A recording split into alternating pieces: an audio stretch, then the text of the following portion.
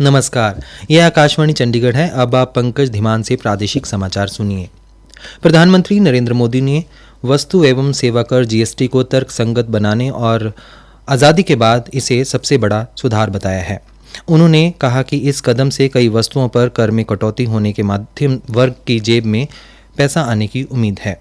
उन्होंने कहा कि जीवन रक्षक दवाओं जैसे ज़रूरी वस्तुओं पर कर पूरी तरह समाप्त हो जाएगा।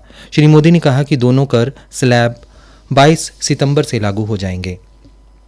आज शिक्षक दिवस है। यह दिन शिक्षाविद और पूर्व राष्ट्रपति डॉक्टर सर्वपल्ली राधाकृष्णन की जयंती के अवसर पर मनाया जाता है।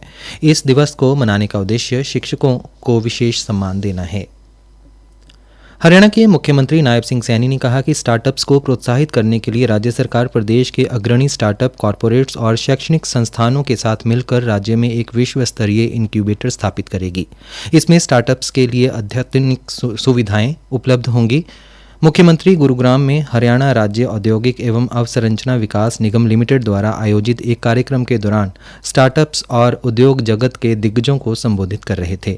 श्री नायब सिंह सैनी ने कहा कि इनक्यूबेटर में विशेष प्लग एंड प्ले कार्यस्थान, बैठक कक्ष आदि उच्च प्रदर्शन कंप्यूटिंग संसाधन, उभरती प्रौद्योगिकियों में अनुसंधान करने के लिए नवीनतम उपकरणों के साथ समर्पित नवाचार प्रयोगशालाएं, प्रोटोटाइपिंग केंद्र आदि होंगे, ताकि राज्य के स्टार्टअप अत्याधुनिक अनुसंधान एवं विकास गतिविधियां शुरू कर सकें।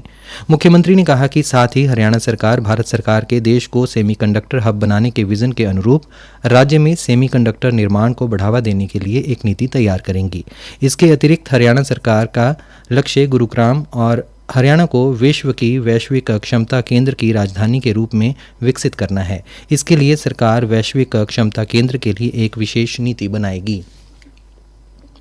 हरियाणा के मुख्यमंत्री नायब सिंह सैनी ने कहा है कि हरियाणा एक नई औद्योगिक नीति तैयार करने पर काम कर रहा है। कल गुरुग्राम में उद्योग जगत के प्रतिनिधियों को बातचीत करते हुए मुख्यमंत्री ने सभी उद्योगपतियों से मेक इन इंडिया और डिज़ाइन इन हरियाणा में योगदान का आह्वान किया।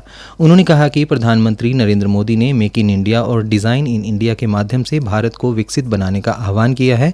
उसी तर्ज पर प्रदेश सरकार ने भी विकसित हरियाणा का लक्ष्य रखा है। श्री नायब सिंह सैनी ने कहा कि राज्य में 10 नए IMT विकसित किए जा रहे हैं, जो अत्याधुनिक औद्योगिक और स्टार्टअप संरचना से युक्त होंगे। इसके लिए ई-भूमि पोर्टल पर भूमि मालिकों द्वारा स्वेच्छा से लगभग 20,000 एकड़ भूमि की पेशकश की जा चुकी है। मुख्यमंत्री ने निवेशकों को IMT में उद्योग स्थापित करने का निमंत्रण दिया और कहा कि सरकार उद्योगों को सभी प्रकार की सुविधाएं एक ही छत के नीचे देगी। मुख्यमंत्री ने कहा कि प्रदेश सरकार जिला स्तर पर एक अस्पताल को निजी अस्पतालों की तर्ज पर आधुनिक सुविधाओं से युक्त कर रही है।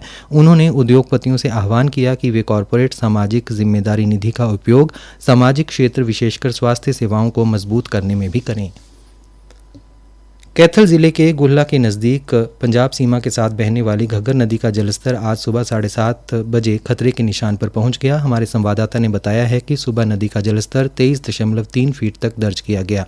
आज मौसम साफ होने की वजह से जलस्तर नीचे जाने की उम्मीद है। प्रशासन ने लोगों से घग्गर नदी के पास न जाने की अपील की है।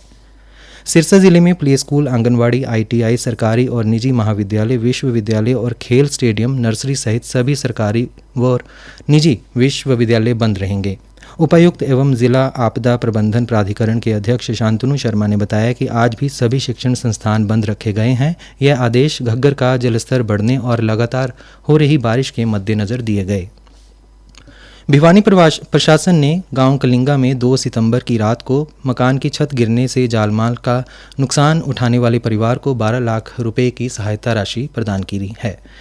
भारी बारिश के कारण हुई इस दुर्घटना में परिवार की 3 नाबालिग लड़कियों की मौत हो गई थी। फरीदाबाद के गांव कबूलपुर में जल भराव के कारण घर में फंसी एक 9 माह की गर्भवती महिला का प्रशासन ने सफलतापूर्वक बचाव किया। गांव से महिला को सकुशल सुरक्षित स्थान तक पहुंचाया गया। प्रादेशिक समाचार समाप्त हुए। अंधेरा ये मिटे कैसे, कब तक लड़खड़ाएंगे, इन आंखों में बस एक ही ख्वाब, क्या हम ये दुनिया देख पाएंगे? दुनिया में हर चीज की एक कीमत होती है, पर ये आँखें कभी भी खरीदी या बेची नहीं जाती।